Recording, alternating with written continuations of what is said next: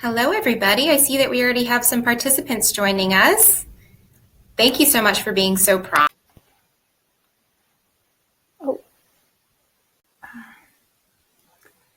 Hi, everyone. We're having a little bit of technical difficulties. Please bear with us. I think B got cut off. Oh, there she is. Sorry, am I back? You're back now. Okay, we missed you for a second. Okay, good. All right. Okay, I am back. Ooh, we have more people. All right. Hi, everybody. Thanks so much for joining us. We're going to give everybody 1 more minute to join, and we will get started to honor your time. I'm sure you guys have better things to be doing on a Wednesday, so I appreciate that you're here with us tonight. So let's give everybody 1 more minute, and we'll go ahead and get started, okay? Thank you so much. I still see a bunch of people rolling in, so let's give them a couple seconds.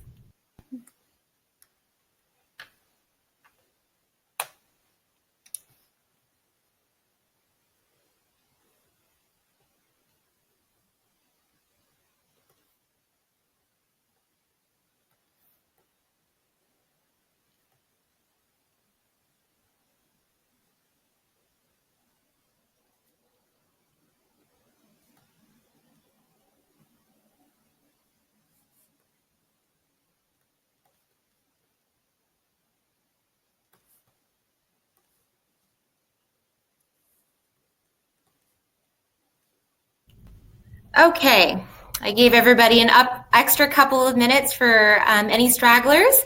Let's go ahead and get started to honor your time. Thank you again, Capistrano Unified, for showing up in big numbers and being here tonight to spend a Wednesday evening with your Futurology team. My name is Beatrice. I am one of the Futurology counselors. We are a team of 5. With us tonight are Jennifer Cervantes Manzanares, Monica Cabrera, one of our other counselors, and our coordinator, Anthony Russomano, is in the house. So thank you so much for being here with us. I'm going to go ahead and get started. If you guys have questions, I'm going to ask that you hang on to them as best as you can until the end of the presentation, and I promise to stay back and answer your questions at the end. So before we begin, I'd like to take 2 minutes, and I'm going to clock it, okay? 2 minutes, and I'm going to ask that you complete a pre-survey before we get going so that we can make sure that we are giving you and providing you the best information that we can and everything is useful to you. So part of that is collecting information. So if you could please visit this QR code. You can use your phone to complete the survey. I can also put the link in the chat box for you. And I'm going to ask that you take 2 minutes to do this for me before we move on. I put the link in the chat box for you. And you can also just use the QR code to take yourself right to the survey. And I'm going to give us 2 minutes to complete that. I appreciate your time.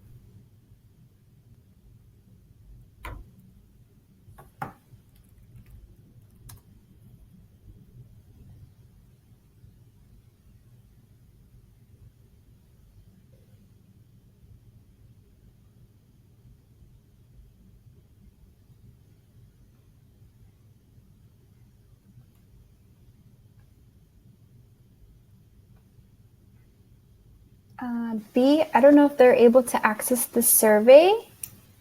It shows up as needing to sign in. Okay. If you have a Google account, you can sign in and take the survey. If you're unable to access the survey right now, don't worry about it. But if you're logged into your Google account, that should allow it. And Jen, if you want to hop into this survey and edit the privileges, you're welcome to as well. But we don't have to worry too much about that right now. Okay, I'll take a look. Okay. Okay.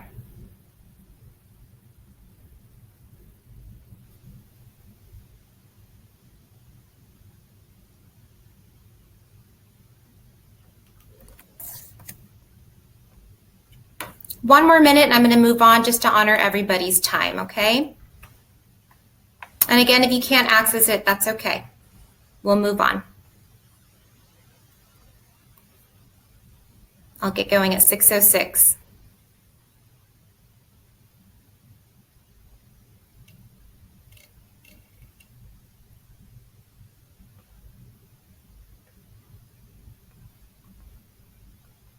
And for those of you who just joined us, we're just completing a survey. The QR code is on the screen. I put the link in the chat box, and we're going to move along shortly, so don't worry too much if you can't complete it. We want to move on to the main event.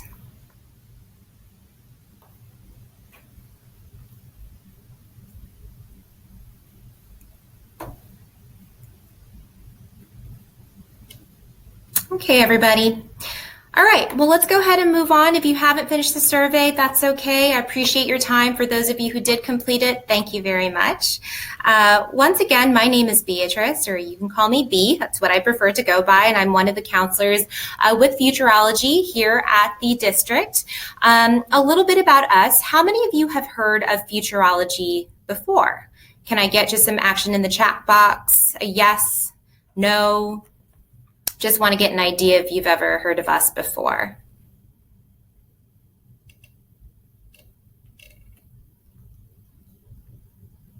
If you haven't heard of us, we provide college and career counseling services, awesome, to the district. A lot of you apparently have heard of us, which is wonderful, but we provide one-on-one personalized counseling services to your students and your families. And we also provide events and workshops. We put on the college fair each year, and we provide various workshops throughout the school year for your students to prepare you in the areas of college and career. We actually meet with students at the Mission Viejo Mall in the evenings with their parents or guardians.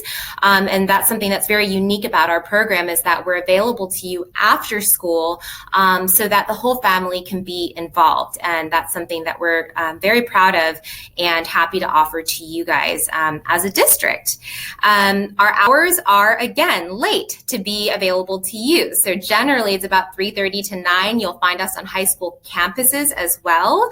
We're kind of all over the place with the purpose of providing you with as much college and career exposure as possible. So if you've never heard of us before, thank you so much for joining. I hope you learned something useful today, and we encourage you to come out and meet us and attend some of our workshops. So today's objectives. These are three main things that we will be covering today, three things that I want to make sure that you're leaving tonight with, okay? Objective number one is that you're going to gain a better understanding of how to begin your search. I know that a lot of us are, we vary as far as grade levels go and what school you're at, but hopefully you'll be able to leave today with a better understanding of at least how to begin your search if you're at that point in your journey. Objective number two is that you will be able to identify specific criteria in determining what your best fit is for college and school after high school. Third objective is to obtain college search tips and tools, right? So we want you to understand what it takes and what to look for in a school as it pertains to you as an individual. And then we hope that you will be able to leave with some tips and actual tools so that you can begin the fun process of looking for a college that will suit you, okay? So I'm going to go ahead and move on. I know I'm on a bit of a delay, so I'm going to give it a second to catch up.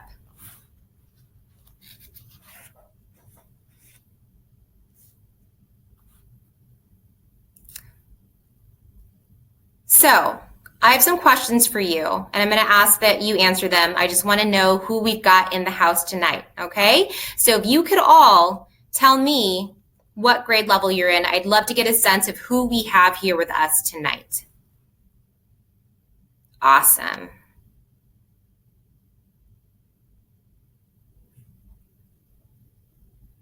Okay. We have all high school students with us, which is wonderful to see. Participants still responding. Give you guys a couple more seconds to answer. It looks like juniors are in full representation tonight, you guys. So thank you so much for coming out. This is the perfect timing for you, definitely. And we have some really eager freshmen and sophomore. So I appreciate you being here as well. That's awesome, guys. Okay. So second question for you, just because I want to know a little bit more about you guys. Where are you attending? What school are you coming from?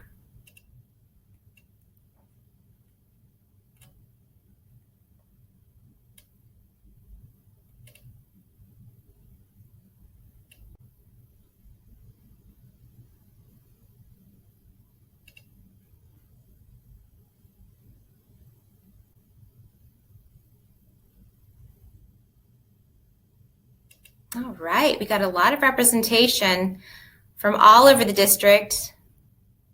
Wonderful to see you guys. Thank you so much for being here tonight. All of our high schools are represented, which is wonderful to see. Beautiful. Okay.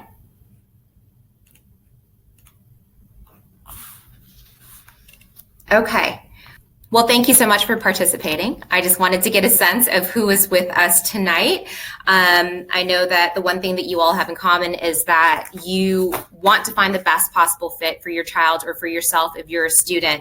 And hopefully we'll be able to answer some of those questions for you, right?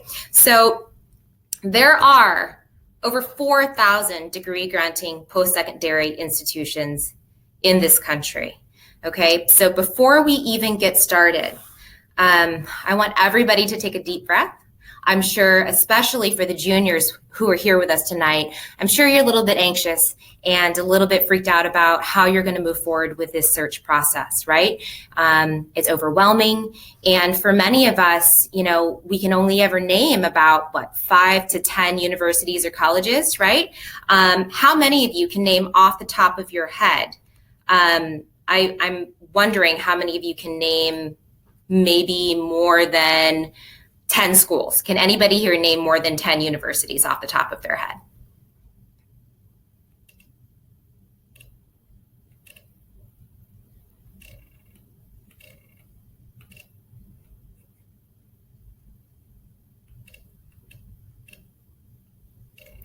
Just wondering who we've got. Yeah, okay. So we have some people who can, but for a lot of us, especially the students, right? The younger people, it might be difficult. And if we can name them, I have a feeling that they're going to be pretty similar across the board. In fact, we were at the Innovation Showcase at Capo Valley, and we were asking students if they could name off schools. And Ava, the schools that you named, a lot of them are very popular, right? And so I wanted to share this number with you guys, this 4,298 degree granting post-secondary institution number. I wanted to share it with you simply because I want you to understand the number of options that you have in this country alone, right? And we're not even talking about international schools. You have such a wide variety of schools out there. And I assure you that several of them, many of them are going to be really good fits for you.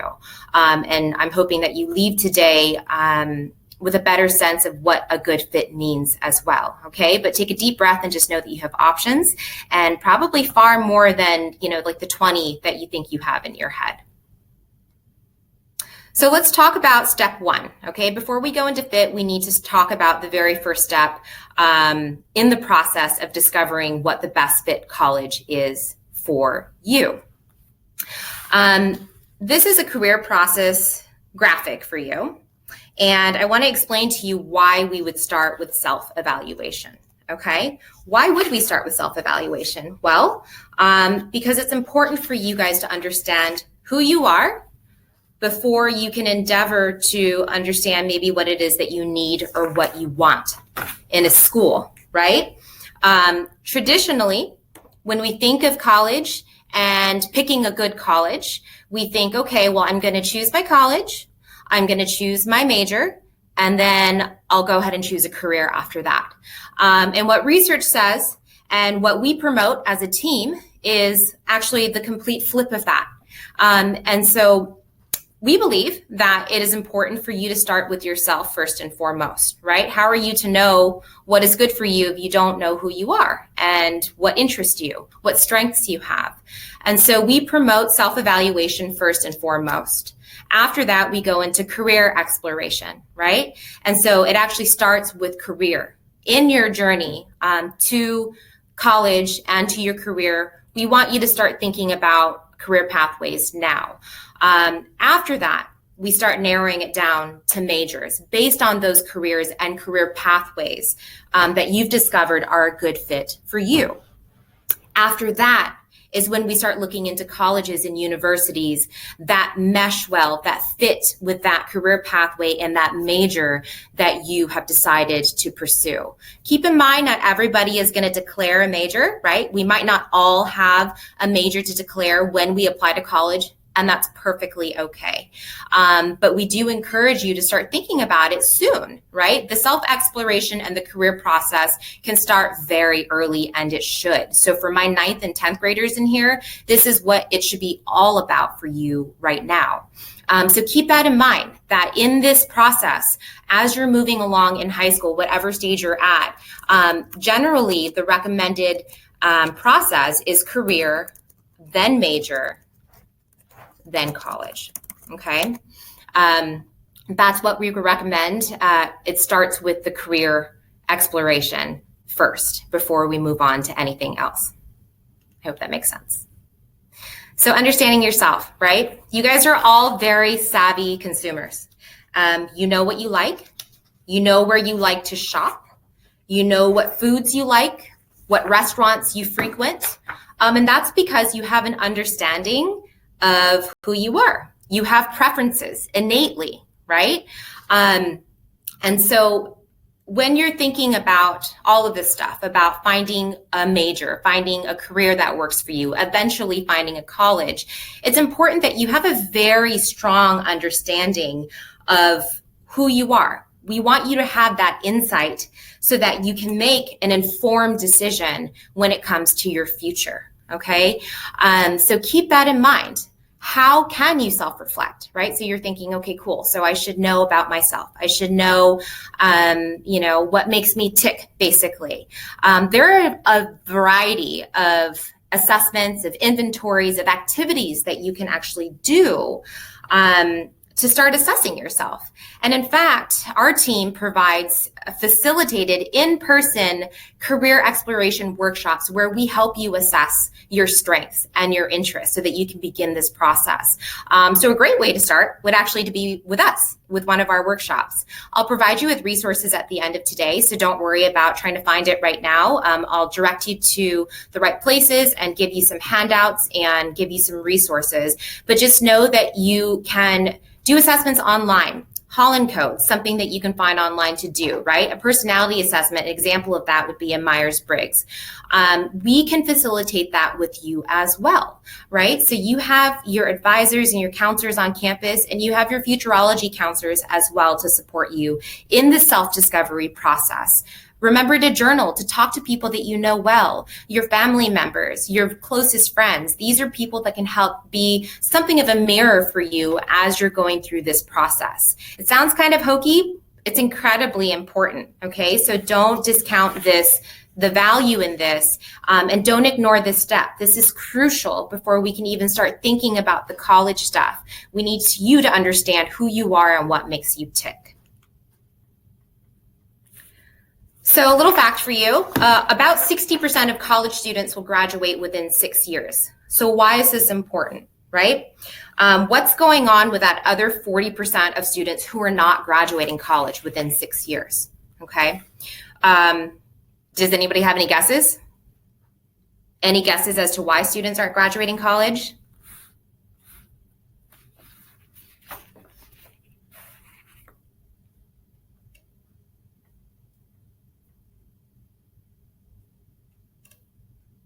You can put it in the chat box.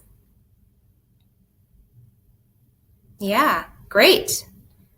Dee Dee and Ava, yes, absolutely. Yes, yeah. Yes, all of these answers are correct. Absolutely. So cost is a huge factor, right? Financial reasons, largely being why students will drop out, but there are many other reasons, as you've noted in the chat box, right? Students might get to a college and decide, oh my gosh, like what is this environment? What is this weather? What is snow? Why am I here? Why is it so cold, right? Or they might decide that they feel completely lost in a lecture hall with 400 other students. Or conversely, they might feel like they're getting trapped in this tiny little school with 2,000 students and 12 students in a class. And maybe it's just not what they envisioned for themselves. And yet there they are, committed to a university and unhappy for various reasons, right? So there are a number of reasons, but that's a pretty big number, right? That missing 40% who are not graduating within 6 years. That's the number that we want to be cognizant of. And that's the group that we're trying not to be, right? That's a statistic that we're trying not to be.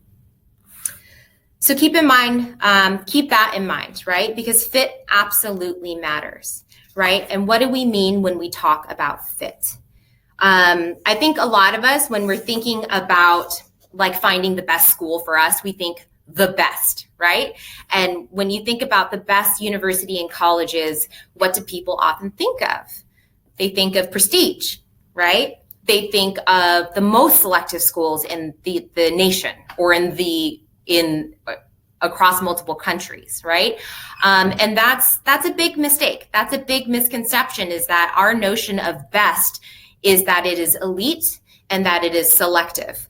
And I want all of you here today to understand and to leave today knowing that best does not mean most selective or most elite, right? That's not going to be for everybody. So there are 3 fit factors that I want us to consider today, right? 3 fit factors that we're going to discuss in some detail. The first one is we want to make sure that you will find an academic fit in the university that you're attending. We need to make sure that you can learn there and that they're going to help you learn there, right? Secondly, we're going to make sure that it's a good social fit for you. So not only are you going to learn well in that environment, but it's going to be an environment in which you feel heard and protected and safe, and where you're able to thrive and be who you are, right? And thirdly, we're going to look at a financial fit. Is it a financial fit for you? This is very important, as the previous slide indicates. Cost is a huge factor. And so when you're thinking about the students and parents alike, as a family, we want to make sure that is something that is being addressed, right? But all of these things matter.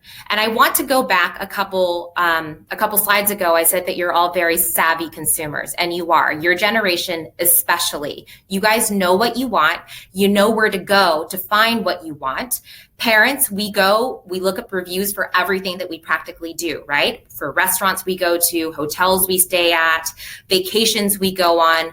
We're all very informed, and we want things to work a certain way for us based on our needs. So why is it that when we think about college, we flip that entirely on its head, and all of a sudden we're doing everything that we can to suddenly jam ourselves into a box that a particular university has created? Right? It's funny that way, in that we're all very savvy when it comes to everything else in our life, but all of a sudden college comes around and we're doing everything we can to flip ourselves around to make it work for that school. And it shouldn't be the case. That just should not be how it is, right? When we're looking at a school, it's kind of like dating or getting married, right? You want to find a partner in life who is going to jive with you. Right? We're not trying to go for, some perfect ideal, some perfect person, and then we try to fit ourselves into a mold that they think is perfect, right? If your dream person happens to, like spa day as a perfect date, and long walks on the beach, and a mani-pedi, and a 2 Michelin star restaurant for dinner, but all you want to do is surf and have a picnic in the woods, that's not a good match. Right? And so that it's a weird analogy, but it applies when you're thinking about college. It has to match your personality, right? Not just like, I want to go to this school because everybody's going to the school. It's a really good school. So what can I do? Like, how do I get in, right? Which is not to say don't try and don't push yourself academically, but don't do it for those reasons. I'm going to get off my my soapbox and we're going to keep moving on. Okay. First fit factor, academic fit, right? What are my chances? First of all, what are my chances of getting in? This is something that we want to consider when we are looking into potential colleges, okay? So what does academic fit mean? What does it mean? Well, every school has their own criteria when they're trying to admit a student. They look for different things. So we're going to talk about the academic component. Obviously, they're going to look at your GPA, your standardized test scores. Most schools, actually, there are some schools that are test optional.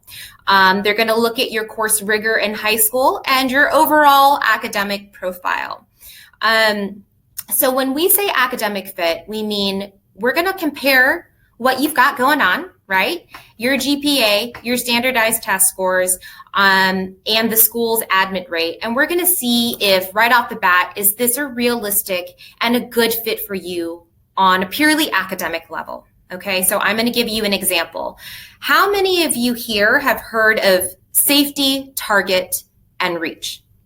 Who's familiar with that? Vaguely or very intimately?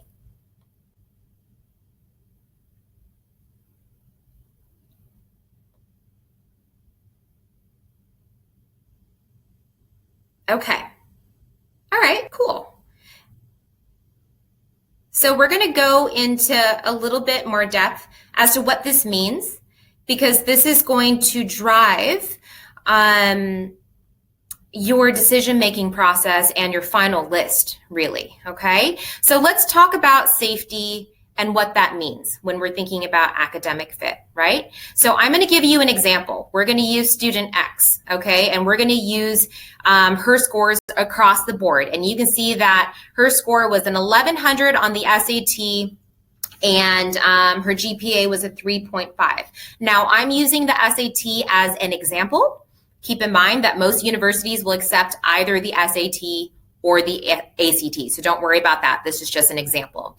So for this, for the purposes of this, we're going to use the SAT. So student X has an SAT score of 1100 and a GPA of 3.5. So a safety school in this case would be where student X, let's call her Jenny, right? So let's say Jenny has these scores. Her stats actually well exceed the average profile of the student getting admitted into the school for the previous term. And there's actually places where you can go to look this information up. And in fact, we're going to do a web tour at the end of this presentation so I can show you exactly where to look to see where this is, okay? But let's say that she wants to go to this university and the average SAT range for this university is an 800 to a 1080 SAT score, and she has an 1100. Let's say that the average GPA of students getting into this school are a 2.75 to 3.3, and the student has a 3.5. As you can see, she's well above the average range for that school.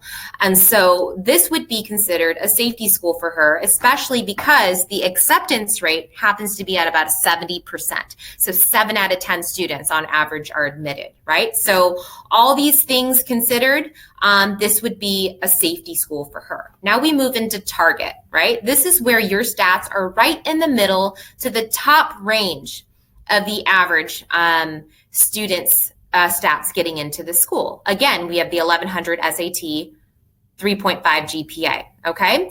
And so for this particular school's range, the average SAT is a 980 to a 1200, and the average GPA is a 3.0 to a 3.75. We see here that Jenny, our sample student, falls at the upper range of this average, right? Above and beyond that, the acceptance rate for the school is 40 to 70%. So with all these things considered, right, this would be a target school for Jenny, a great target school for Jenny. So that's safety and target. Now we're going to move into reach, right? What would be a reach academic fit? Well, that's when you're at the lowest end or possibly even below the average range for the average student getting into that university or college. So here we see that the school's range is 1110 to 1300 SAT, and our student has an 1100, so she's actually a little bit below the average range.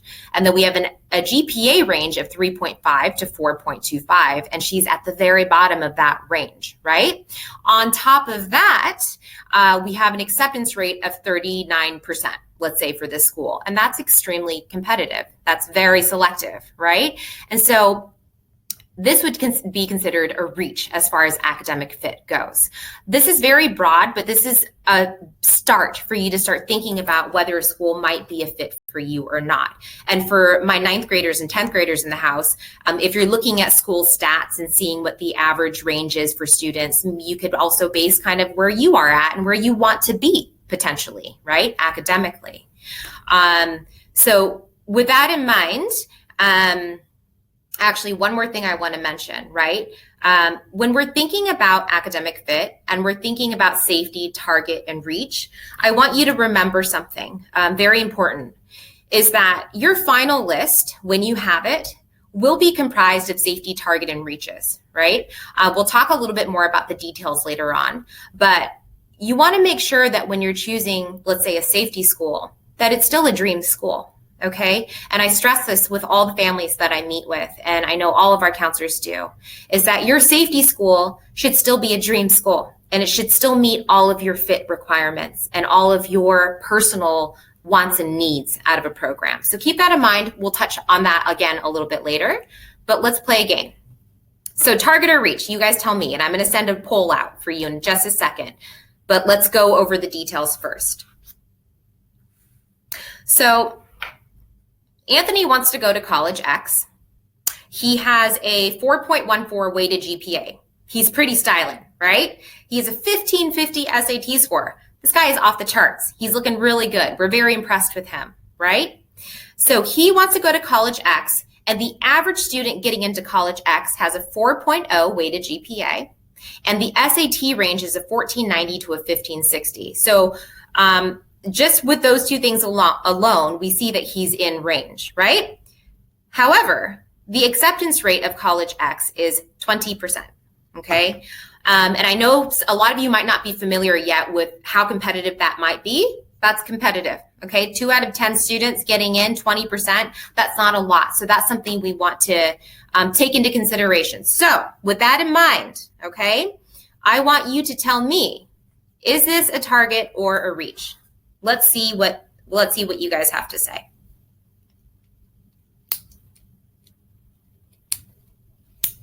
Okay, I see a lot of movement in these results here. I'm going to give you guys a couple more seconds to make up your mind. Everybody is choosing one or another.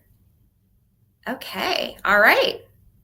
All right, shutting down the polls in 10, 9, 8, 7, 5, 4, 3, 2, and 1.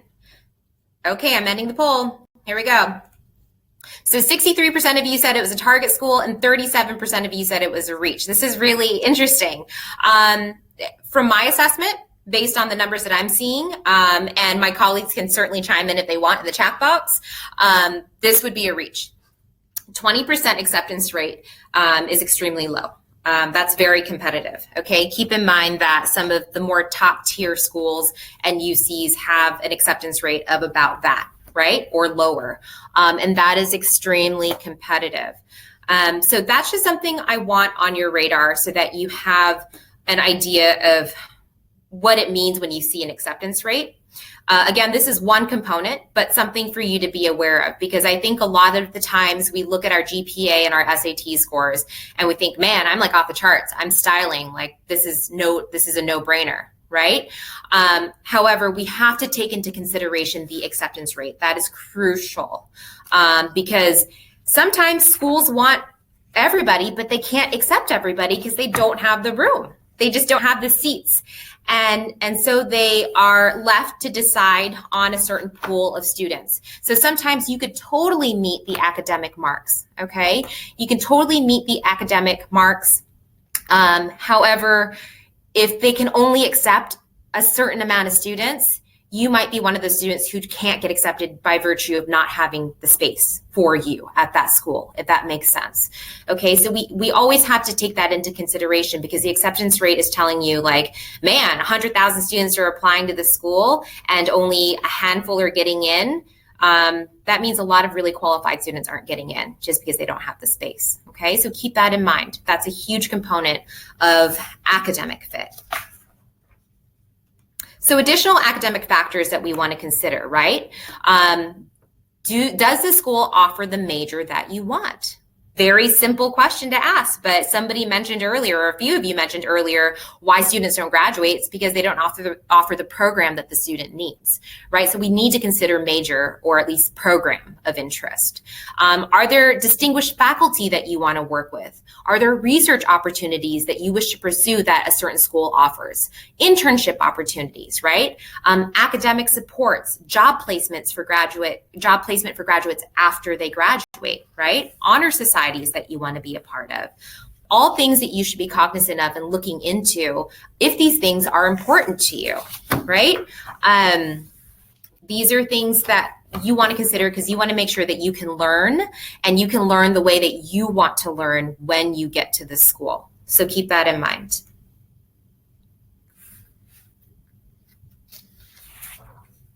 So social fit. Social fit. So we've gone over academic fit, right? Will I get in? How will I get in? Am I a viable candidate academically? So let's talk about social fit. Will I feel comfortable there? Really important question. So I want to ask you guys a question, okay? I'm going to send out a poll in just a second. These are 3 just general photos of 3 schools, and we'll talk about them in a second. So a lot of you will have a gut reaction to these campuses. So I want to know which one speaks to you. A, B, or C, or maybe a combination of a few of these photos, or 2 of them. So what speaks to you when you look at these photos and you're like, college, like I'm going to spend 4 years here and this is what it is in my dreams?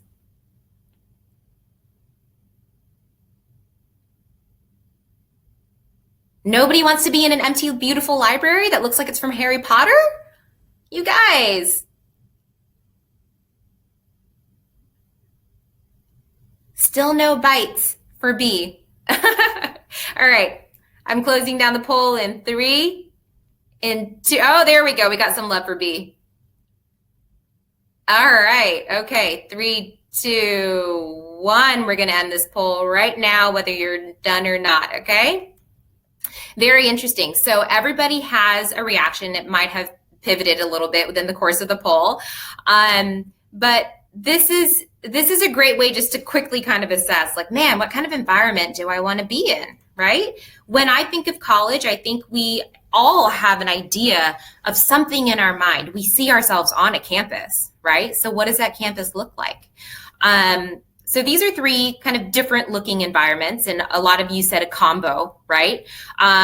Photo A is actually a photo from Boise State.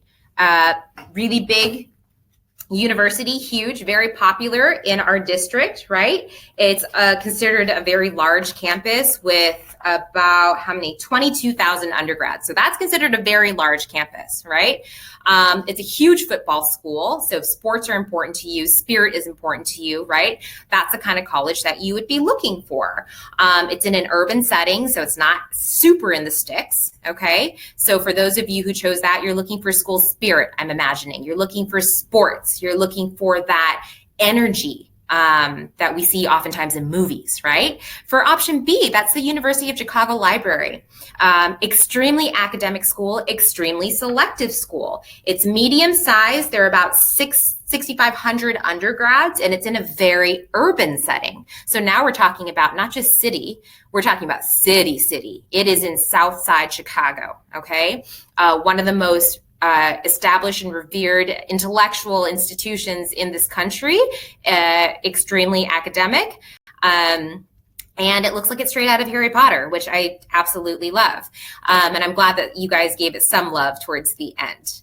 And option C, right? This is a photo from Colgate University. This is in college. It's a small college in New York. It's in a very small town. It's rural. It's extremely small again, and it's a liberal arts college, right? The student to faculty ratio is tiny, and the student population is at about 3,000 undergraduate students. And believe it or not, there are students who want to be in this kind of environment. So this is just a visual exercise in starting to think about what social fit means, right? Because this is where you're going to live. This is where you're going to learn for about 4 years of your life. So it's important to consider. So when we talk about social fit, right, we want to make sure that we're thinking about all the things that make you feel good, that make you feel happy, right? Where is this school located? Do you want to stay in Southern California? Very important factor to consider. Or are you super adventurous and do you want to be anywhere but California? These are things to consider. Size, as I mentioned earlier, those 3 different schools are very different in terms of size, right? Do you want to go to a college the same size as your high school? Or do you want to go to a school that is 10 times that size? That's up to you. What clubs are available? You can look this up on the college's websites. How many clubs do they offer? UCI offers over 600 student-led organizations and clubs. That's very impressive, right? Diversity, if that's important to you. Co-ed versus all women versus all men, right? Athletics, clearly important to a lot of you. You want that school spirit. You're looking for a D1 football school, right? Another thing to consider as well. The list goes on and on. Mental health services. Are you looking for a historically Black college, university? Is there a specific religious affiliation that you're looking for? These are all important things to consider to make sure that when you're on campus and you're living there, that you're not going to fall into that statistic of students who don't graduate because it wasn't right for them. So we need to make sure that we're thinking of academic fit, but also social fit. Will you feel like you belong? Will you feel supported and held by your community? That's extremely important. So with that, I'm going to go on and let one of my colleagues, Jen, talk a little bit more about social fit and wraparound services as it pertains to very specific populations. So Jen, take it away. Okay, great. Thanks, Bea. First off, I want to say you're doing a great job, and we're going to go ahead and transition here. So we want to kind of continue with the topic of fit, right? Bea's done a great job of talking about 3 different factors. In addition to that, to ensure you have a good fit, you want to also consider what you're going through, right? If you are, for example, a first-generation college student, someone whose parents did not receive a 4-year bachelor's degree, that is significant. That is significant in that it is something you can use to help you look for resources, which I will talk about in the next slide. And for those of you that are wondering, if you have a sibling in college, you're still considered first gen, and so are they, because this definition is based on your parent education level, right? Which I have clearly laid out here. And this is just a quick little reminder. This definition is used by the Department of Education, UCs, Cal States, FAFSA. They all abide by this. So once again, if your parents did not receive a 4-year bachelor's degree, you're considered first gen, okay? And now if you're realizing like, oh, that's me, right? This is significant because this helps you understand that there are resources, a community of people willing to help you navigate this process. I myself and Bea were first generation college students, so we understand the importance of using your resources and building your network. And so that's where we want to go ahead and take a look into the next slide, which can really help highlight specific programs you should be looking for, in addition to the other fit factors as well. Such as EOP and TRIO. Those you may or may not have heard of. Those are federally funded programs that are available at all the Cal States, all the UCs, and those are meant to help provide academic mentoring, tutoring, professional development workshops, graduate school exploration, and support throughout your 4-year career. In addition to that, there's also summer bridge programs, which are great. A really great way to help you make that transition to college, right? Not having anyone to guide you along the way. Summer bridge programs are a good way to help ease that process, make you familiar with the campus, start building your community on campus. Many programs offer these. At the very end of the webinar, I think Bea might have mentioned it. She will be giving you all a handout that I created along with other good resources as well that provides some options for you, something you can keep in mind. There's also multicultural centers on campus you can definitely take advantage of. I know, for example, like UCLA, when I was there, I took advantage of the Academic Advancement Program, AAP. They have a lot of great programming available for students, but along the lines of looking for fit, whatever schools are on your radar that you're looking into, these are definitely great additional things to consider to make sure that you're going to be comfortable on campus. And when it comes to tutoring and learning centers, a majority of schools have some of these available. You just want to see what would be best tailored to your needs, and definitely take advantage of those early on, even if it's just to get some editing help at the writing center. That can really go a long way, because as you'll come to realize, college level writing is a lot different from high school. And lastly, when it comes to being a first-gen student, you want to consider scholarship opportunities available to you as well. Many schools offer student scholarships based on the fact that they will be the first to go through this process, right? Such as Baylor University, Seton Hall offers scholarships as well to students. Sonoma State actually just received $2.2 million in funding to specifically support first-gen students. So as we say, it's definitely great to use your resources and something to keep in mind to help you navigate this process and ensure a good fit when looking for schools. Back to you, B. Thank you, Jen. All right, guys, are you first gen? Let's see. Yeah, okay. We have some first gen representation up in this house. I'm first gen, Monica's first gen, Jen is first gen.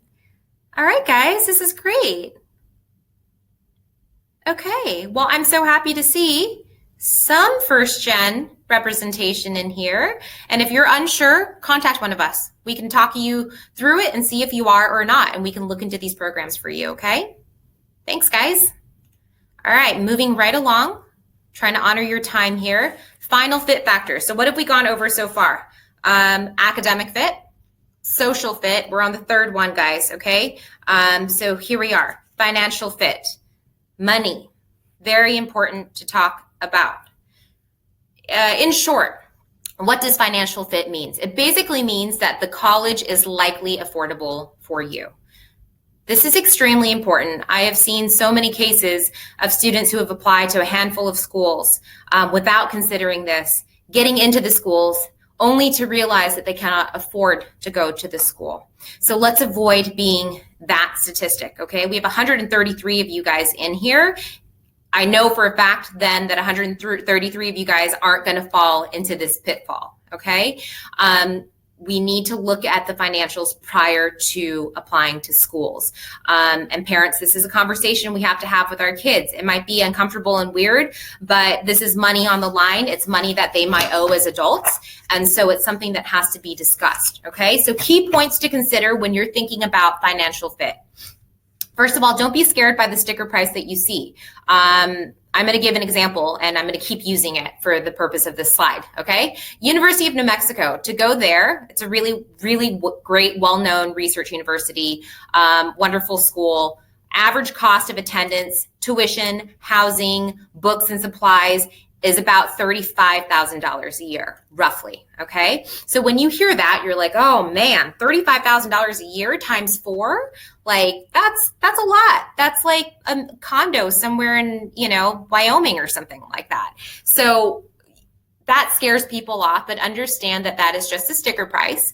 They are incorporating into that price their estimation of what it might cost to just live out there, to travel around, personal expenses. That's kind of calculated into that cost, the sticker price, if you will, that you see for universities.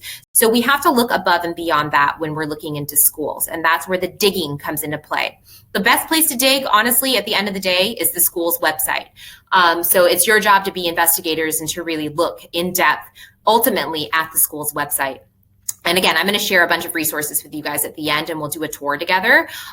But just know that if you go to the school's website, that's where the most comprehensive information about finances will be, and they will always have a financial aid page devoted to explaining to you what the cost breakdown is.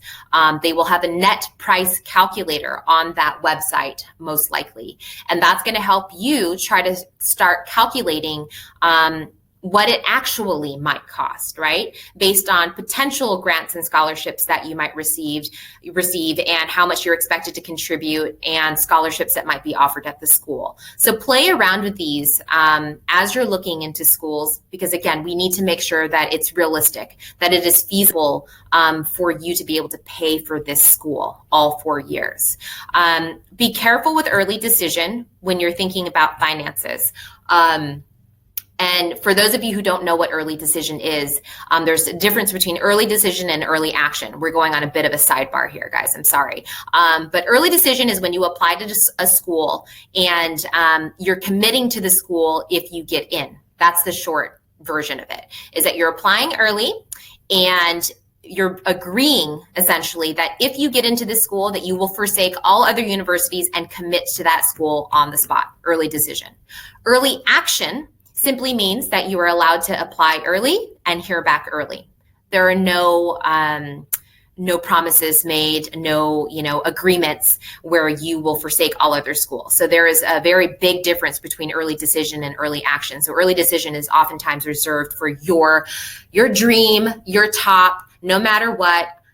I will go to the school even if I get into all the other schools, and I can definitely pay for this school.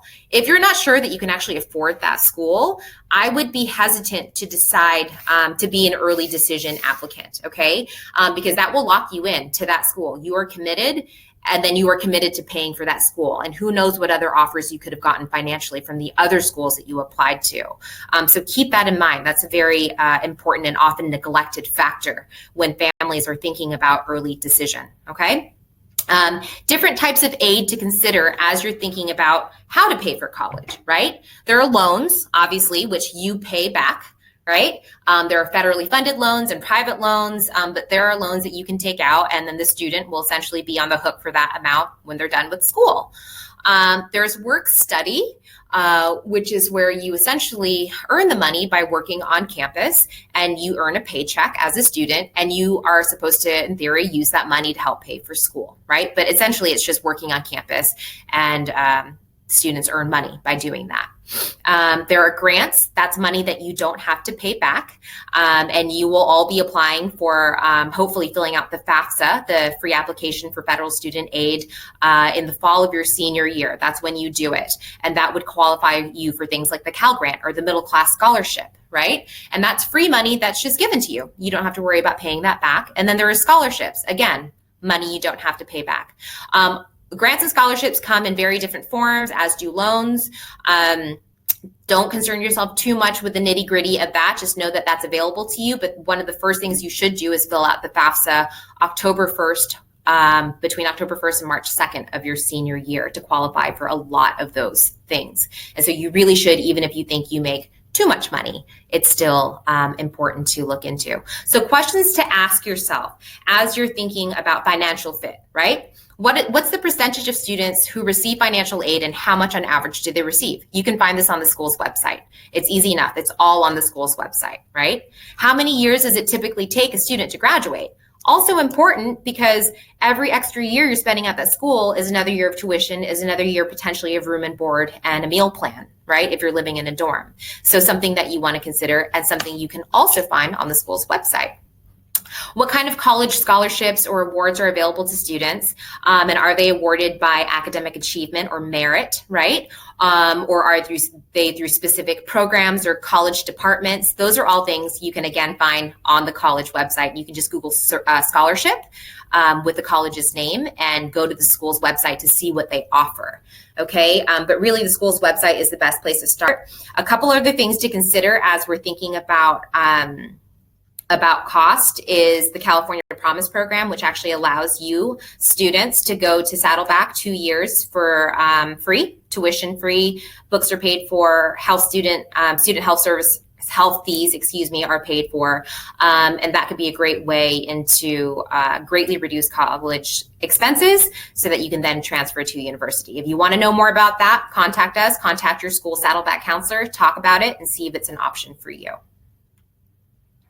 So let's take a puppy break for a second. We're running a little bit slow, so I'm going to give you guys 10 seconds to take a mental break because we've talked about a lot. This guy makes me super happy and I could stare at him forever, but I just wanted to give you a quick mental break. So mental break ending in 5, 4, 3, 2, 1. All right, here we go. We're wrapping it up, you guys. Okay, so how many schools, right? So we know the fit factors. It's academic, it's social, it is financial. So now how many schools, right? I know what to look for. How many schools should I apply to? So you're going to start with 40 and you're going to finish with 242. Can anybody guess what 242 represents? It's color coded if you want a hint. What does 242 represent?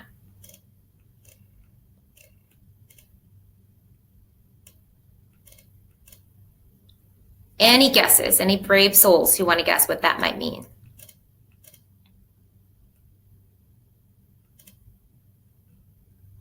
So we're going to recommend, oh, there you go, Teresa, coming in first place. Yes, safety, target, and reach. That's right. Awesome. So we're going to start with 40, right? We recommend that you start with a big list, maybe even 50 schools, right? It doesn't have to be 40. These are just general recommendations. 40 schools generally, and we're going to start that maybe junior year, right? Maybe sometime junior year, you make a big old list, 40 to 50 colleges that look really good to you. Again, I'm going to show you how to whittle down that list with our web tour in a second, but we're going to start with about 40 to 50 schools, and eventually over time, we're going to whittle it down to maybe 20 by summer, or maybe even by spring, you got it down to 20. And then by summer or fall, we're then down to about like 15, 12, maybe 8, right? So this is very broad recommendation. Everybody's different. And so you might have more or less schools on your list, right? Could be 242, could be 363, right? We want the concentration, again, to be where? Safety and target, right? It's cool to apply to reach schools, especially if you're kind of in the range, but at the lower end. But we really want you to concentrate your list in that safety to target realm. And again, like I mentioned earlier, we want these to be your dream schools, every single one of them, from safety to target to reach. They should all meet your must-have factors, right? You should be excited to go to every single one of them should you get in. So some tips and tools when we're thinking about compiling this big list, finding our best fit as it pertains to academic, social setting, and financial fit, right? Visit the campuses if you can, virtual or in person. You can go to uvisit.com. That's an online campus tour site that you can go to. UVisit's a great way to explore campuses across the country, but visit campuses when you're on vacation, when you're with your family, drive there if they're nearby, just to get a sense of different sizes of schools, if nothing else. Follow the college's social media, listen to their radio station, read any kind of publications or newsletters or newspapers that they have. Get a sense of who they are. This is important for social fit, right? We want to make sure that they're communicating and their messaging and their mission and their culture matches who you are, right? And that's a great way to do it, is to simply follow them on social media. That's like one of the fastest ways you can do it.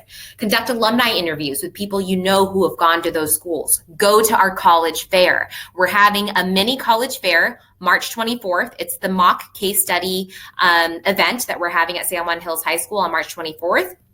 Go to our website to register for that.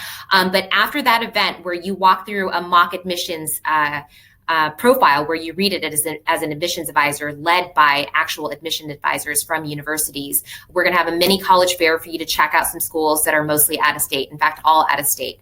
That'll be a great opportunity for you guys to look more into that. Read your email, check your mail, look at the schools that are sending you information and see if they're interesting to you. Work with your counselor, work with your advisor, work with your futurology counselor. You guys have a lot of support. You just need to take advantage of them. I'm not worried about you guys here with us tonight. You're already looking for the help. You're seeking it. So I'm not worried about you at all. Some tools that you can use here on the right-hand side. California Career Zone is a great place to start exploring careers. 16personalities.com is a great way to take your Myers-Briggs personality assessment. That's a really good one to start with. It gives you a really in-depth analysis at the end, and you can start looking into career pathways and majors that might be applicable to that personality type. Please attend our Futurology Eureka workshop. You guys, I've been talking about the career process, which is what? Once again, does anybody remember what the process is? First and foremost, there are three steps towards your journey in your future. And it starts with what? Does anybody remember?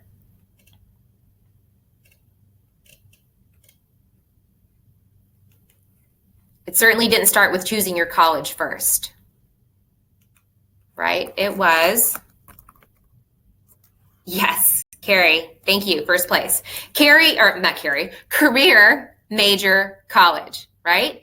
Self-evaluation, career, major, college. That is right, you guys. It starts with you first. So if you haven't done that yet, don't bother with the college list stuff. Start with you. Go to our Eureka workshops. We have them for 9th and 10th graders.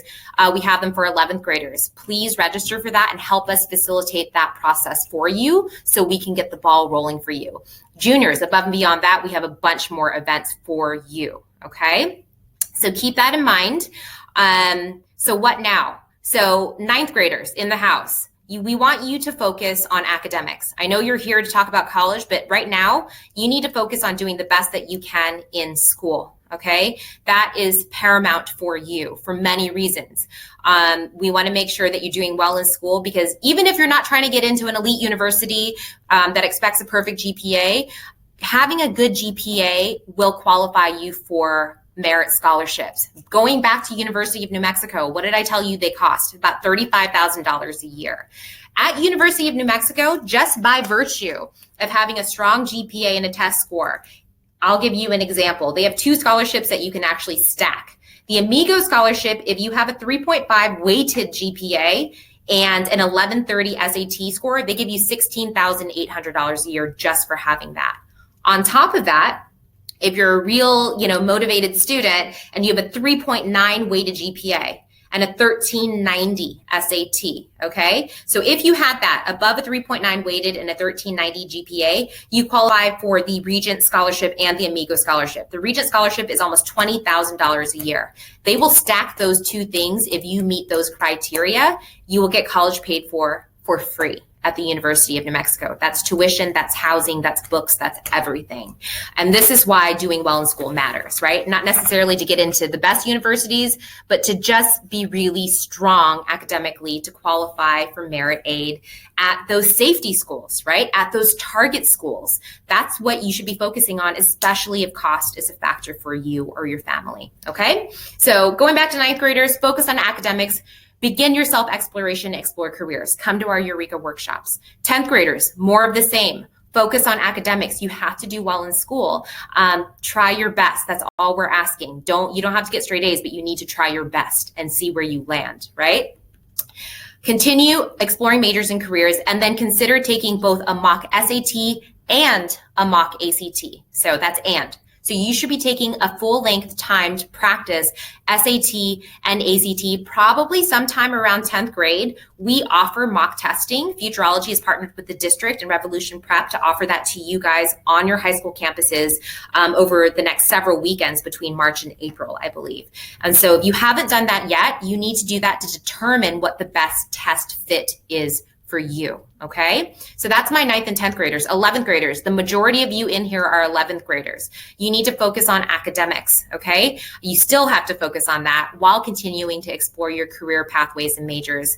Come to our Eureka workshops to do that if you want help. You're gonna sit for an official SAT or ACT. You don't take both. You choose one. That's why you take both in 10th grade to determine the best fit.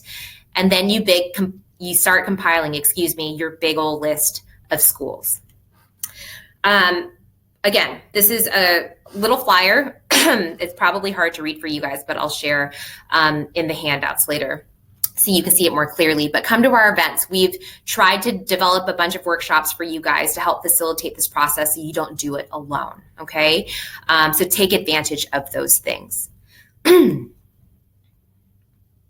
If you are interested in diving a little bit deeper into something that you know you're interested in, Consider taking a CCA class. That's our district's career technical education program. And all of your high school campuses offer some form of CCA program. There are many CCA courses offered at all high school campuses. And these will allow you in-depth exposure into industries and pathways that you might be interested in. This is the perfect way to explore a specific interest of yours. So strongly consider this as you're going into advisement this spring with your advisors. Okay, so for those of you who are still with me, we're going to do a very quick web tour. I'm going to share out a bunch of handouts at the end, and we are done for the evening. So let's go ahead, and I'm going to share my screen with you briefly. I'm going to turn my camera off, and I'm actually going to share my screen with you and show you quickly what you can do.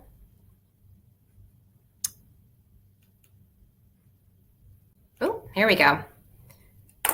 Okay, so I'm going to trust that you can see my screen. Yes, I think so. Yes. Okay. So here we are. We're on collegeboard.org. A lot of you might be familiar with this website. And this is one of the websites I love to use for college search. Okay. So you're going to go to this website and you're going to go to the drop-down menu and click on college search. And this will take you to their awesome college search engine, okay?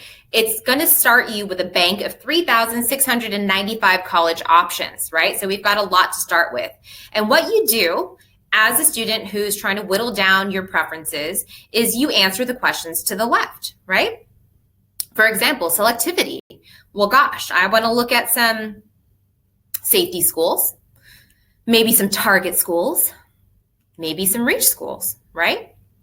So you get to choose whatever you want, and already you can see that it has whittled it down from 3,000 plus to 1,500, right? And so what you do when you're on this site is you continue going down this list and filling out the questionnaire based on your specific preferences. For example, some of you might be dying to get out to New England, and that's the only place you're willing to look at schools. Now we're down to 120 schools out of 3,000 plus. Right? The list goes on and on. I want to honor your time, and so I'm not going to go in depth, but you can even go over to sports and activities and say this school absolutely has to have men's basketball, right? We can see that it has then been whittled down even more. So once you're done filtering out all the things that are important to you, you're left with this big list of schools. And your job as a student looking for the best fit college is to start exploring and investigating these programs. And I especially encourage you to look into campuses that you've never heard of before. That's part of the fun, right? And so we're looking at these schools and we're like, oh man, this is great. I've never heard of any of these schools, right? Let's click on Brandeis. What's this all about? So you click on the school, and from here you'll see in-depth information about the school, what size it is, whether it's public or private, right? We have 3,639 total undergrads at Brandeis. All sorts of fun at-a-glance stuff. And then towards the left, we get more and more information about the program, right? Most popular majors offered gives you a sense of what they're known for, maybe, what they're popular in, social sciences, biology here at Brandeis. Campus life, right? Student body, we know it's 10 miles west of Boston, so it's near a big city center. We see the diversity on campus happens to be way more women than men on campus. So guys, if you want, some options or anybody, there you go. Housing opportunities, activities offered on campus, sports, right? Division III sports here, baseball, basketball. They're a D3 school, it looks like. And then we look at applying. And this is where that acceptance rate comes in that I was talking about earlier, right? Their admit rate. 31% admitted, very selective. Okay, so already right off the bat, we know this is reachy territory. Looking at this admit rate, that gives us an idea, right? Then we can look into the coursework required in high school or recommended. We can look into the percentage of students who fall into the top half of their high school, top quarter, top 10th, right? 99% of students getting admitted into Brandeis were in the top half of their class.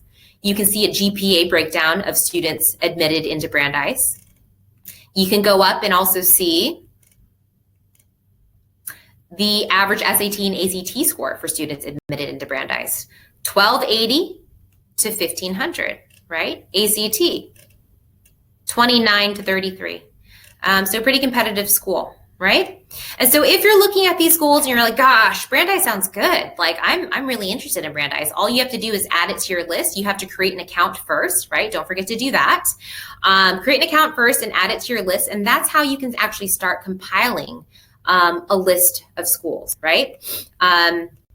So that was just a quick web tour for you, just so you get an idea. And I know that was quite brief, but I wanted to give you a quick little look into what you can do. So I'm going to go ahead and share out files for you guys.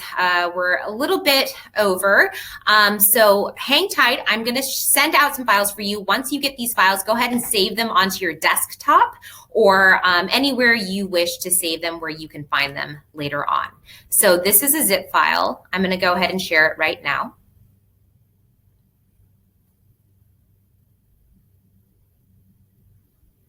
And it's going to give you the option to download it. I'm going to give you 1 minute to work on downloading this, and then I'll download the presentation slides for you guys as well.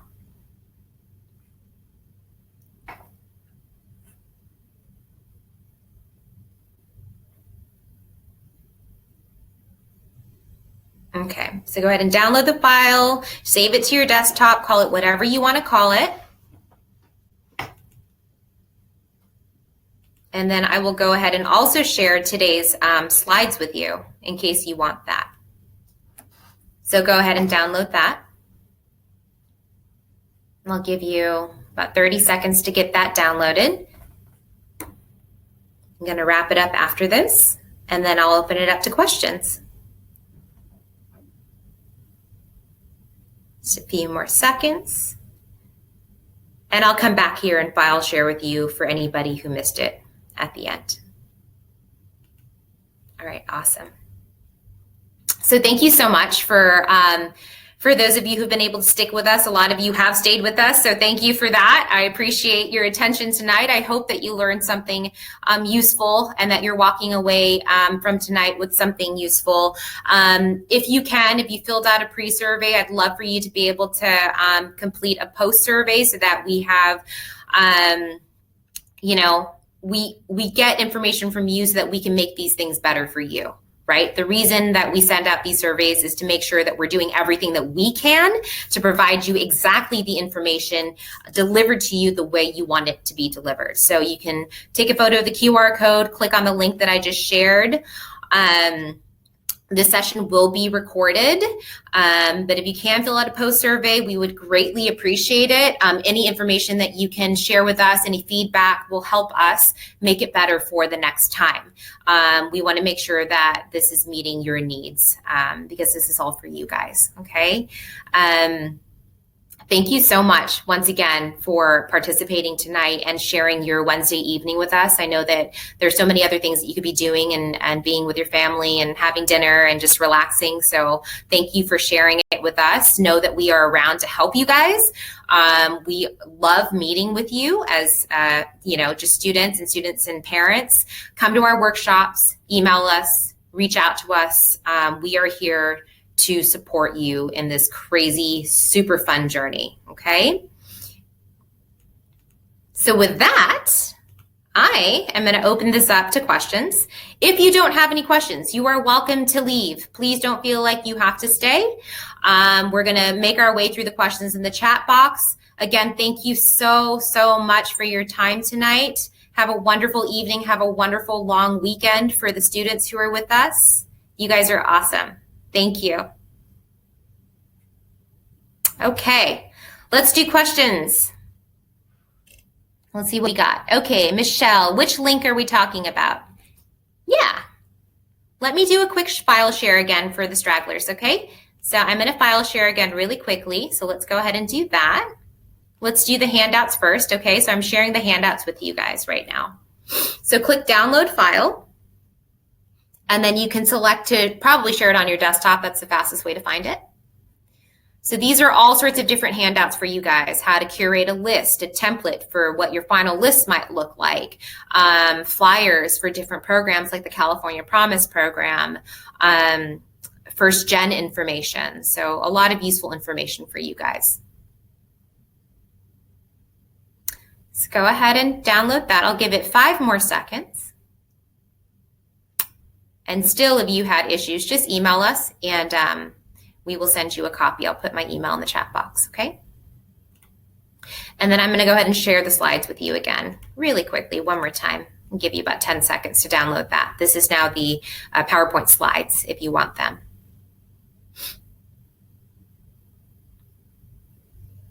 I'll give you about 8 more seconds for this, and then we'll move on to questions, okay? All right. There we go. Okay, all right, question, GPA, weighted versus unweighted. Do APs and honors matter to schools? APs more than honors, maybe. Okay, so GPA weighted versus unweighted. Well, if you're asking whether or not schools look at one more than the other, they'll look at both. Okay, they are going to look at both your weighted and unweighted GPA, and you'll for the schools, you're going to be self-reporting your GPA, your academic GPA. AP and honors also matter to certain schools. Every school is going to be different as far as what it's looking for in a student. You can actually find that when I was sharing my screen earlier on Big Future. It asks there's actually an area where you can go to under applying that will tell you what the school looks for and ranks importance. Okay, so some schools will say GPA and test scores, others will say high school course rigor. So that means what? AP and honors, right? And so keep that in mind, but do the best that you can and push yourself. I would say push yourself academically to what you're comfortable doing, okay? I think that's always good. It's a good practice in life to challenge yourself, but you know your limits better than anybody as a student. So if you think that you're gonna struggle and that it's going to be, something where you end up getting a C or something like that, then maybe something to reconsider, right? But I would always encourage you to challenge yourself. I think that's appreciated, but every school is going to evaluate you a little bit differently, and they will be looking at both your weighted and unweighted GPA. Both things are considered. But as you can see, for things like University of New Mexico scholarship, a weighted GPA is all that's needed to be considered for a scholarship, for a merit scholarship, okay? So touring schools, Lonnie, when do you suggest touring schools? You can tour schools if it's convenient for you between 9th and 10th grade when you're on vacation. If you happen to be somewhere, then go look at a school in the area. That's perfectly fine. I think you want buy-in from your student. I think, or if you are a student, then you want to be the one that's driving that visit, right? Is it necessary to fly across the country to start looking at campuses all over the country when you're in 9th, 10th, and even 11th grade? Maybe not necessarily so, unless you have unlimited resources and time and you want to do that, then more power to you. But if you don't, then you can take virtual tours. You can select schools based on your fit factors, apply them, and maybe when you're accepted into a handful, then decide to visit the campus to make your final decision. That's a perfectly acceptable route to take as well, okay? But as far as visiting schools go, like if it's convenient for you and it's something that everybody wants to do, then visit campuses. It's good to get exposure as early as possible. I wouldn't go out of my way and start purchasing plane tickets though, right? To visit obscure schools all over the country. I don't think that that's necessarily necessary, if that answers your question. So do colleges look at non-weighted GPA or weighted GPA? So Olivia, I answered that earlier, I believe, and I don't know if you heard it, but they will look at both.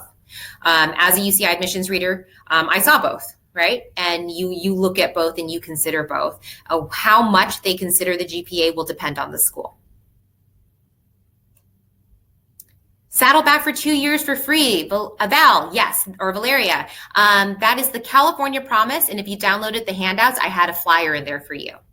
And everybody qualifies as long as you fill out your FAFSA and take Counseling 100 in the spring of 12th grade. You will qualify for free college for 2 years.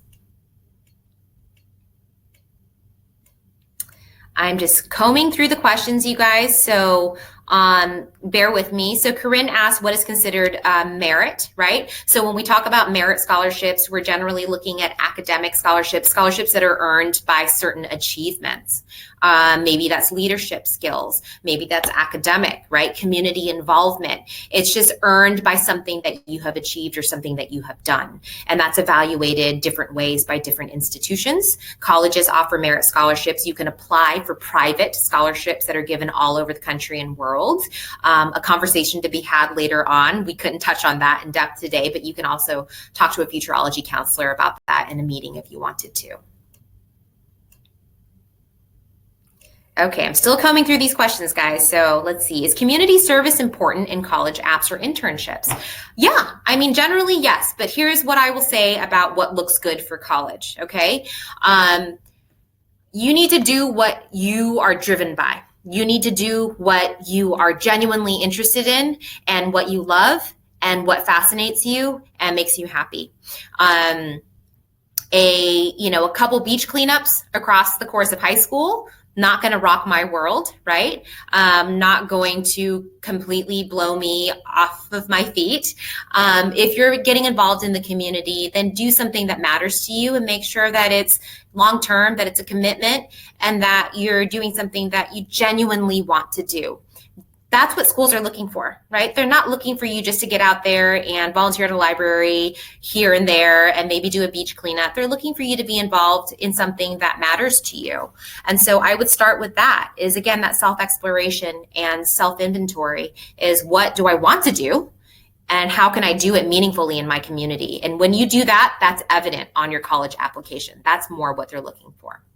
So Elizabeth, I'm reading your question right now.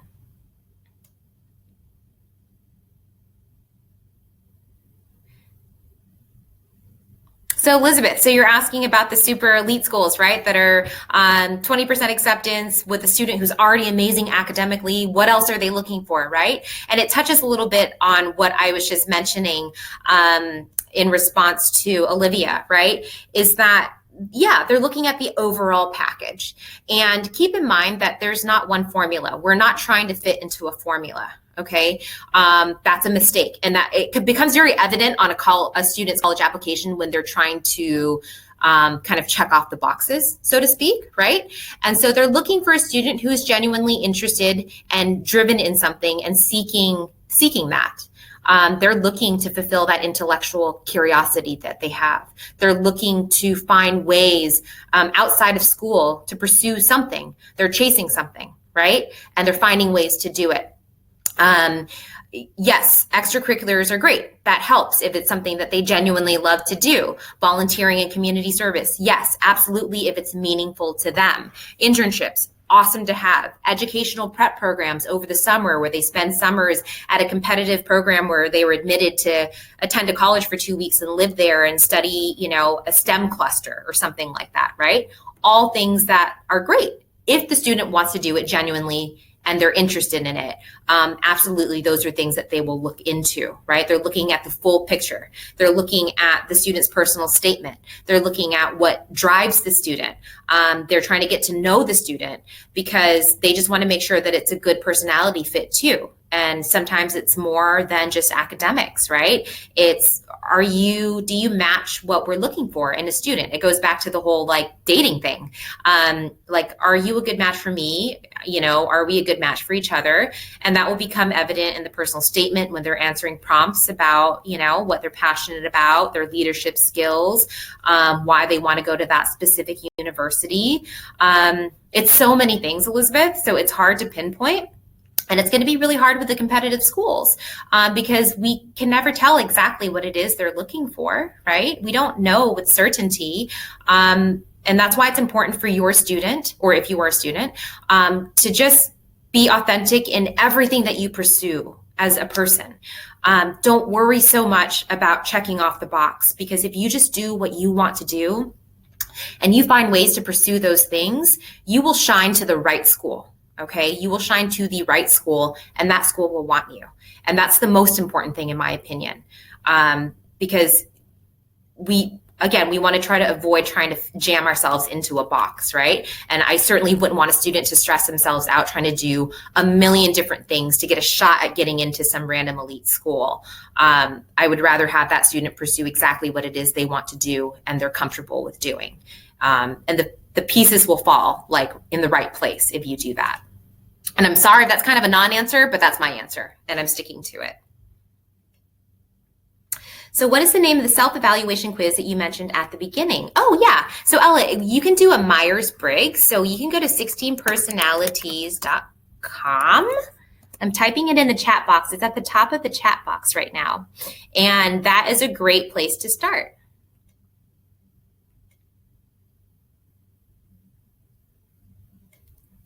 Thank you, Jen and Monica, for helping in the chat box. I am so slow to respond. Elizabeth, you're welcome. I'm sorry, I just saw your response. All right, are we missing any questions?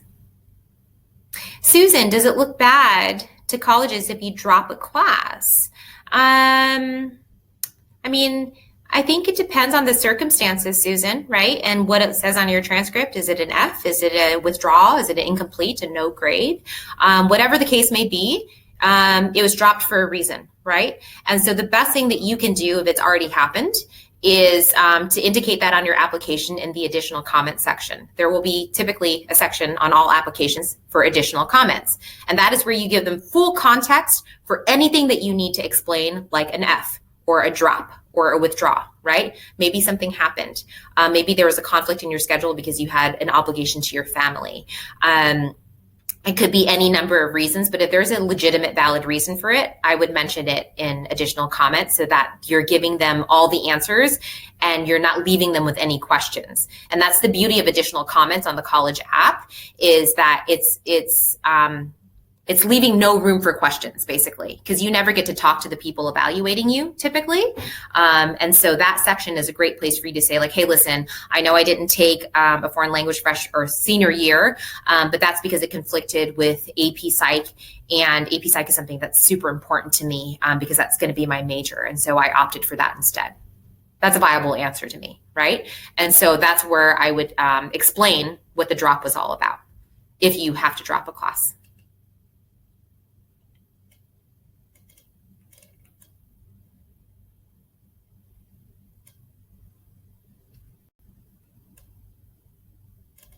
Okay. And thank you, by the way, for everybody who's marking their questions with Q. I'm so sorry that I failed to mention that earlier, but if you do have a question, you can mark it as a question. We can find it much easier. I'm still looking through these.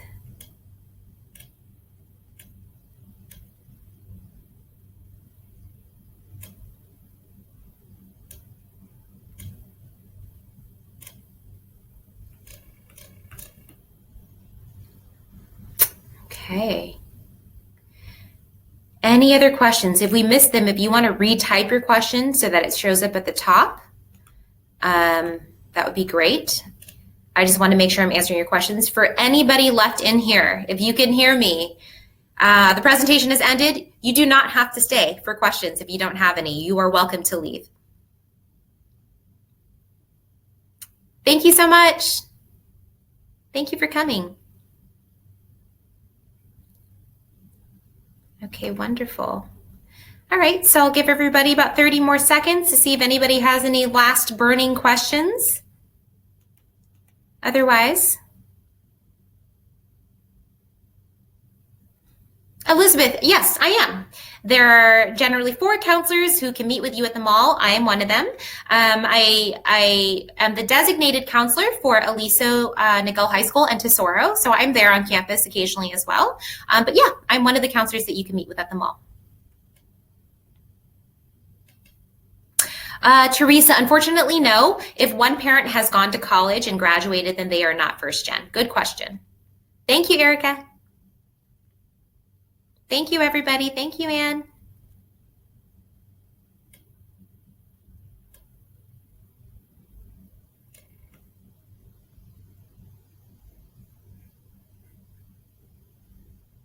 Lonnie, so for sophomores, they can meet with us. They can schedule an appointment with us right now. We're taking sophomore and junior and senior appointments. 9th graders have to attend a Eureka career exploration event first, but sophomores can arrange to meet with us now, and you can book directly on our website under the appointments, in the appointments page. I'll link to that right now for you.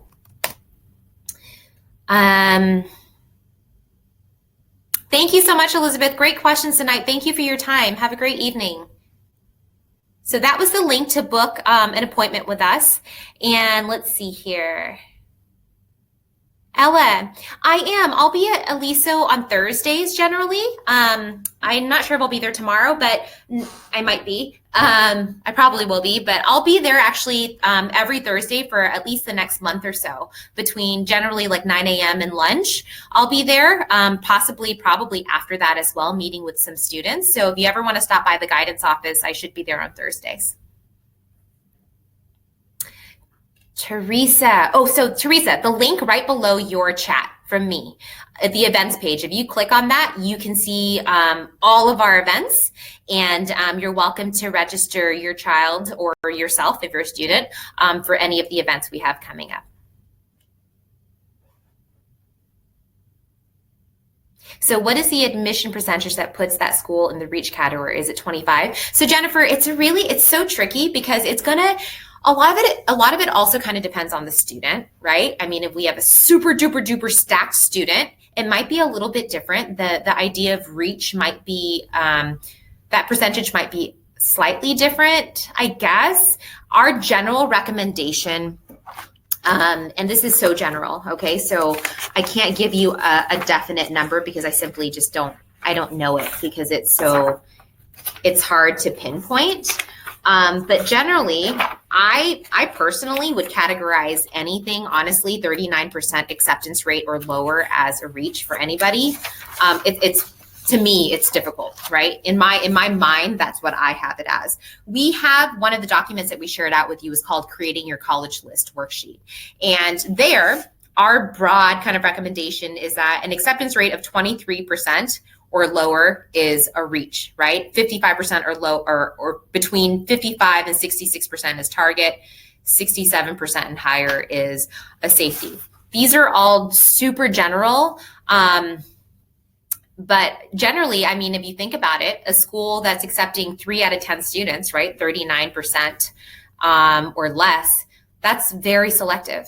That's a school that's getting a lot of applicants that is admitting not very many people.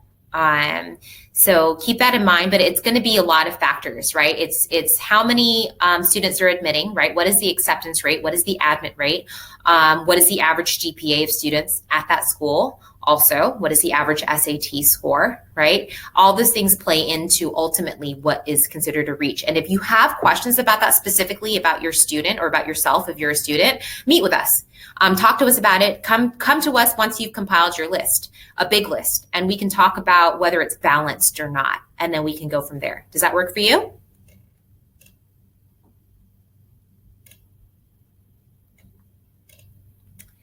Great information about ROTC programs. Oh, thank you, Jen.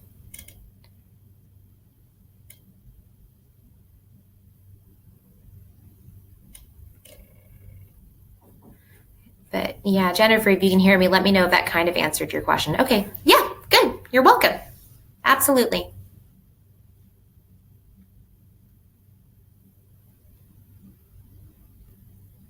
Any other last minute burning questions from anybody? I have 30-something people in the room still. So again, if you can hear my voice, the presentation has ended. You do not have to be held captive here, but if you have a question, by all means ask it. I am happy to stay as long as you need me to stay.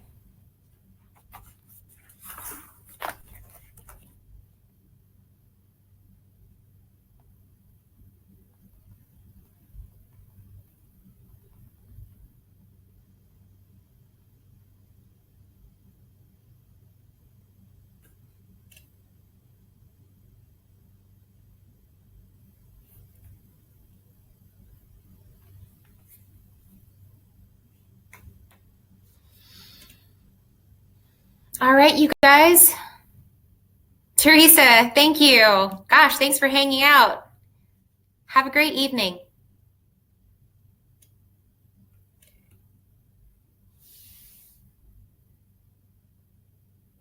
Oh, Olivia, that's a good question.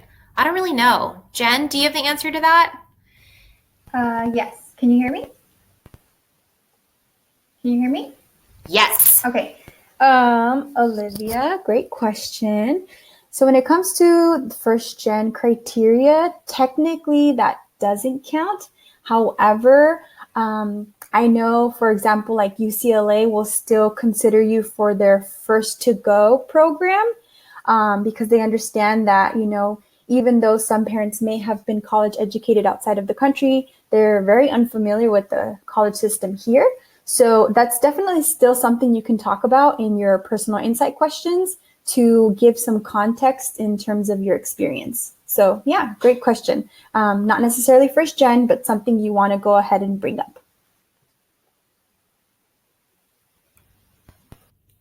Thank you. Olivia, I'm sure that answered your question. Jen has all the answers for that. Grace, best way to prepare for SAT and ACT as a ninth grader. Wow, you're like really jumping the gun there. That's okay though. Do your best in school. Concentrate on those subjects, right? But you don't necessarily have to worry about taking it. It really depends on you. So we would need to know some additional things about you, right? You're welcome to email us, but what level classes are you taking? What level math are you in? Have you taken a practice SAT and ACT yet? When you take the test is going to depend a great deal on you specifically as an individual, your level of maturity, your readiness to take the exam, whether or not you've taken a full-length practice time test in both SAT and ACT to determine your best fit for testing, and where you are at as far as academics, right? And your readiness for it in that regard. If you're really eager, you can take a mock SAT and ACT to see where you're at, but you could also wait until 10th grade. It just kind of depends on you, right? And where you're at. But if you have additional questions about it, you can email me specifically. I'll put my email in the box, because we would want to know a little bit more about where you are at, right? To answer you in more depth. So you don't have to share all the details publicly right now.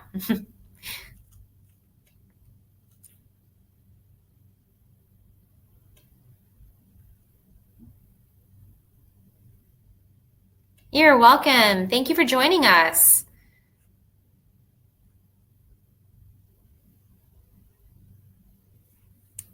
All right, it's me and 19 of you guys.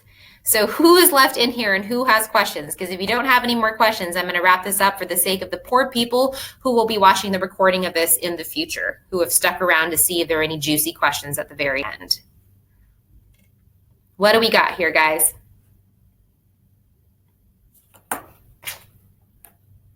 And Monica and Jen, you guys are welcome to log off. I can definitely handle questions from this point moving forward. Thank you so much. So if a sophomore is taking Algebra 2, should they take math subject this June? Ooh, well, I would imagine you're thinking of the Math 1 test, Michelle. Maybe. It depends on the student. You can look into it. Have you looked into what is on the Math 1 and the Math 2? I would look in maybe Math 1. I'm not a admittedly, I'm not a math subject SAT test pro. So I'm not going to try to give you additional information above and beyond that. But what I would do is look at College Board's page for subject tests and math level 1 and 2. Look at what is on the test, okay? And see if your sophomore has covered those topics, what they're getting in the class. Take a look at some practice questions to see if they feel doable. And if they feel ready for one of those tests based on where they're at personally, then get a study book, prepare for it, and take it. Most colleges won't use that against you because a lot of colleges don't require the SAT subject test. But if your student is going into a STEM major, they might very well require subject tests in math and science. So the best thing to do is to look into what is on those two separate tests, Math 1 and Math 2, decide which one might be more applicable to your student. If it feels like it's something that they can do and they're doing well in math, I would get a study book, I would prepare for it, and take it in June if you feel ready.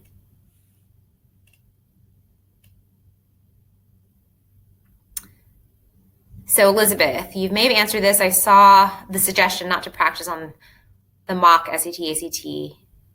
Then focus on retaking English harder to start school. So Elizabeth, good question. Most schools are not going to prefer one over the other. If you have a very specific college in mind, you can always look it up to see what their testing requirements are. Some schools are actually test optional and they don't care at all about test scores. But generally, no, it's one or the other. It doesn't matter which one. Schools don't favor one over another. And so it's most important that your student takes the test that is best suited for them and that they are going to do better on, and just keep it at that. Okay, you don't have to worry about what schools prefer what test. There's generally no such thing. They just have to take the test with the essay that works best for them as a student, and don't practice for the mock test. Just go into it, see what your baseline is.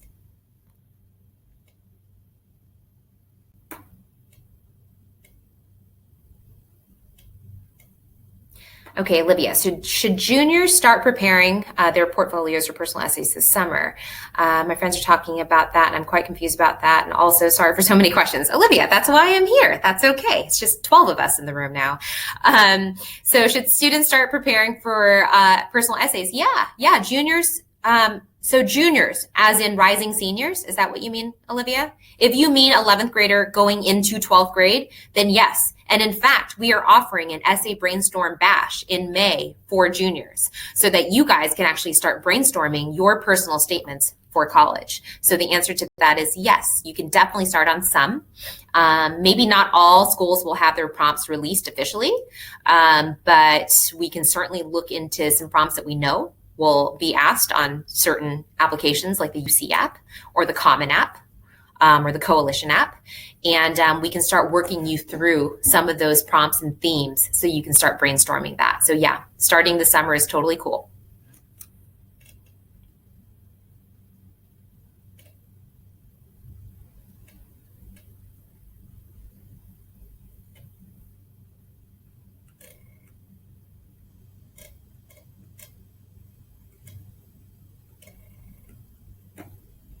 Hopefully that answered your question.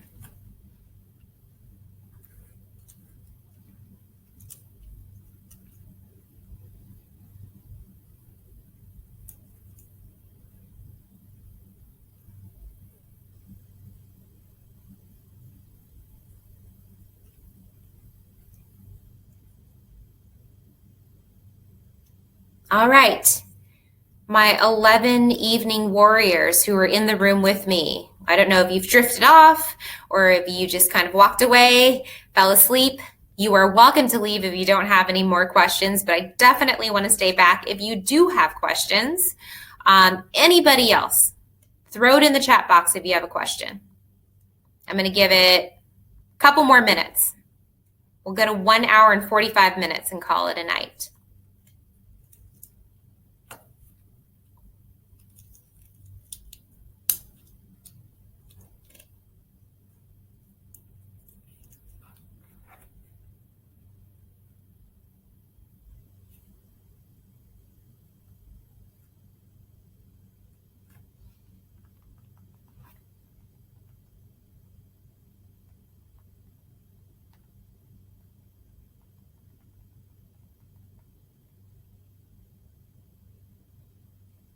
You're welcome. Thanks, Olivia.